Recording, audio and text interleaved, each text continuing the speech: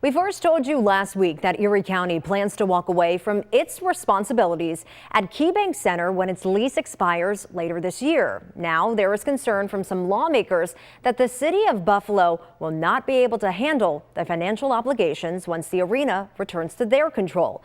2 on your side's Nate Benson has the latest tonight.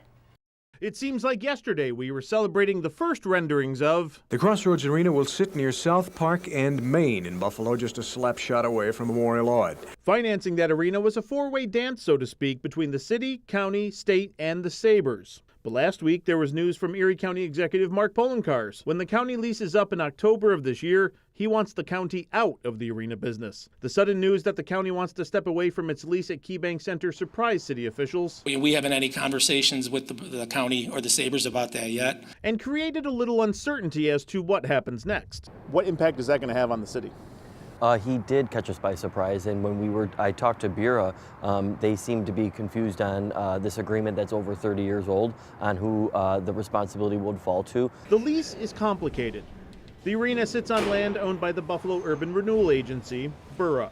And while the county has a 30-year lease for the building itself, which I'm told by the county executive's office, that lease expires on October 1st of this year. After that, the ownership of the arena reverts back to Borough, and the building is in need of renovations. According to sources, renovating the arena could cost north of $200 million in order to make it look like a modern NHL arena. Our total capital budget is $38 million for a year for all of our city work.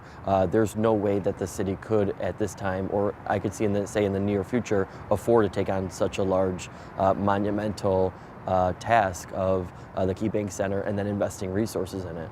The city is facing a $50 million budget deficit unless several budget proposals like an 8% property tax hike, bed tax, and selling the city-owned parking ramps all come to fruition. And we would really need the intervention of the state to be able to make those capital requests. I think we really need to get everybody at the table to start having the same discussions because October is coming, and there's nothing worse in politics than an October surprise.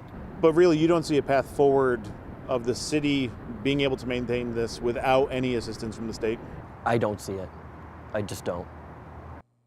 Now, when you think about the timeline to figure all of this out, the Common Council will be dealing with the budget process until the end of May, leaving them maybe June or July to figure out before the August recess. Now, we reached out to the acting mayor's office for a comment tonight, but did not get a response. On your side, Nate Benson, Channel 2 News. Nate, thanks.